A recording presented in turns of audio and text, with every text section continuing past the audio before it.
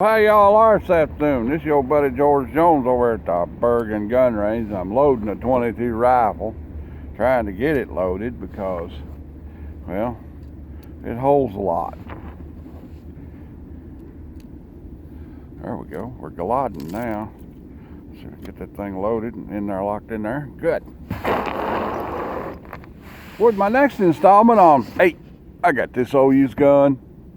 The old used gun I got today is this guy. The Stevens Model 87A 22 long rifle, semi-automatic, bolt action. Yeah, I said that.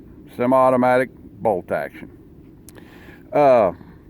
This is known as the Click Clack, sometimes known as the gill gun, because it's got a series of cuts openings over here on the side, which may or may not be beneficial.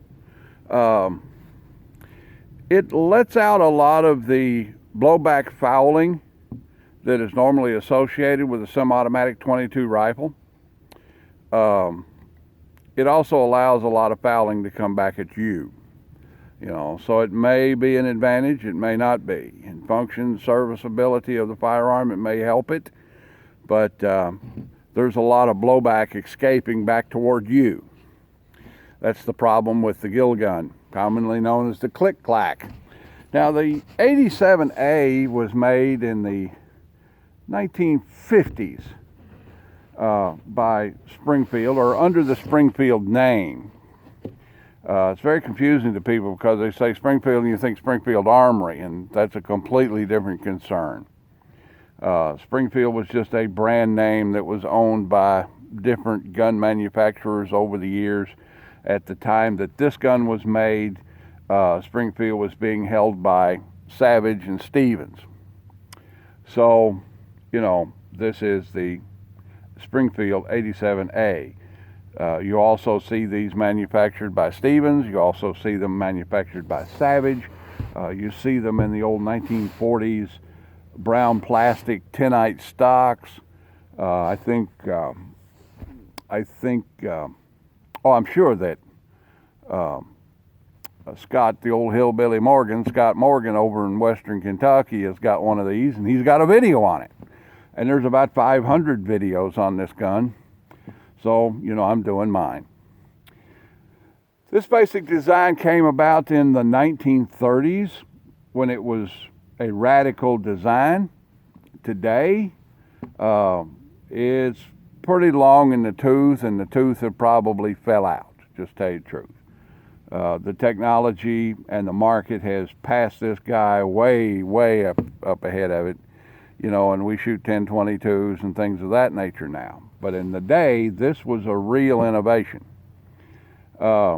It's called the gill gun because of the cuts in the receiver.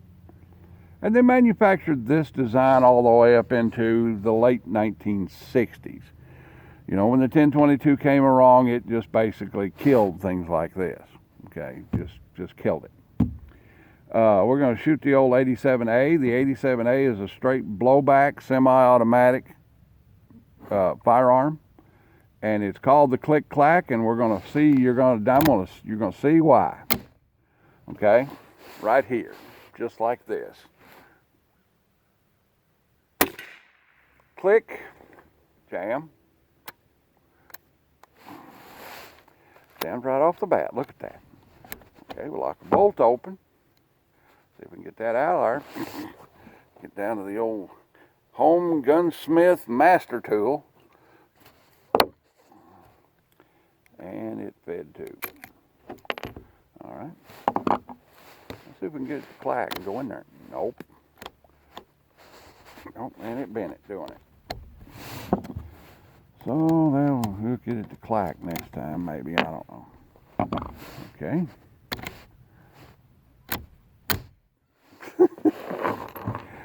Bear with me.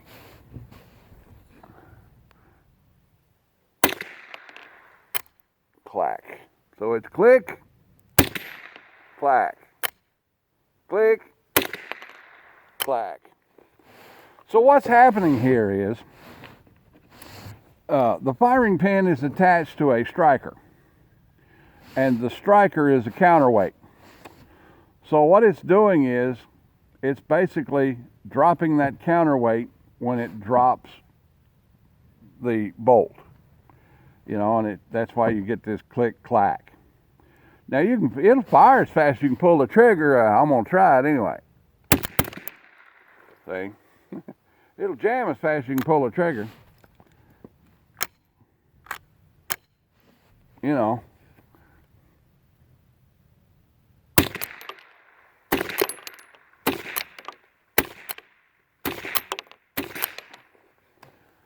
So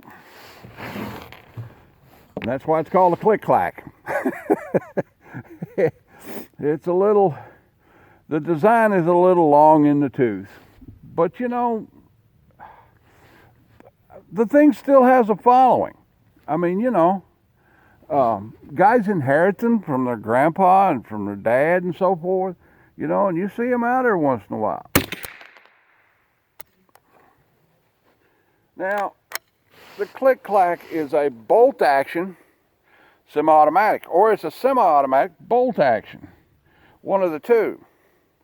So let's say that you get ammunition that's too light to feed in it semi-automatically, which, you know, high velocity ammunition, when this gun was made originally, high velocity ammunition was not, high velocity 22 ammunition was not commonplace, okay? So what you can do with this gun, by its design, is run one up in it, and then push that bolt knob across, and it locks the bolt, and the gun's off safe, so you can shoot it as a bolt action rifle. Pull that out, pull that back, pull that back and lock it in place, and then make an attempt to ejectify it. It's got no place for that one to go, and that one's in the way for this one coming out, so, you know, you're in a problem there. There you go. Come on out there.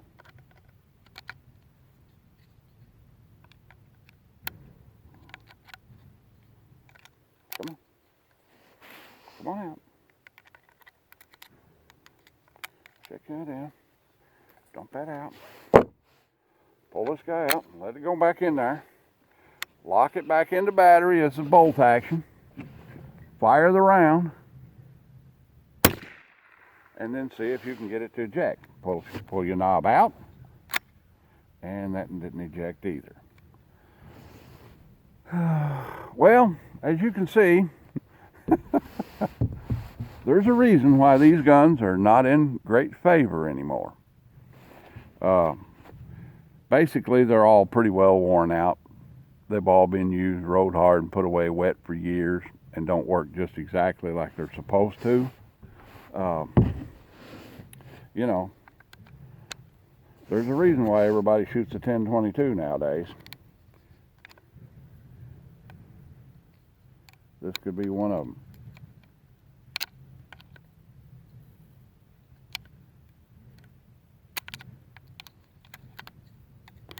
But back in the day, this was a real gun. Not so much anymore.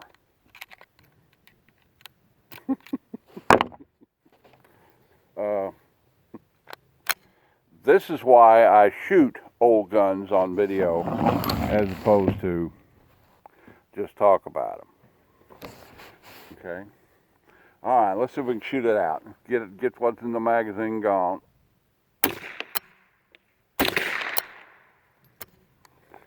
And whew, glad that's over. I've seen these guns that operate flawlessly. Scott's got one. It works perfectly. This guy kind of hangs up a little bit sometimes, but you know, it's an old, basically first generation semi-automatic 22 hunting rifle. You know, we're up to Gen 5 now probably. If we had generations in that type of gun, we'd be up to Gen 5 or so now. Yeah. So anyway, there you have it. The Springfeild 87A. I got this old used gun. Boy, it's an old one. And like that. So, like I teach Sheriff I, commentate and some scribble. A lot of people have asked me where the NRA is in this deal in Virginia. The NRA is just exactly where I think where it's supposed to be. It's sitting to find out just exactly what the fight is going to be before you start throwing money against it. Okay? Before you go to hiring lawyers and trying to figure out what you're going to do and what can be done and what can't be done and so forth. You know, they're sitting there waiting to see what the fight is going to be before they start punching. Join the NRA and have a great 2A day. We'll see y'all.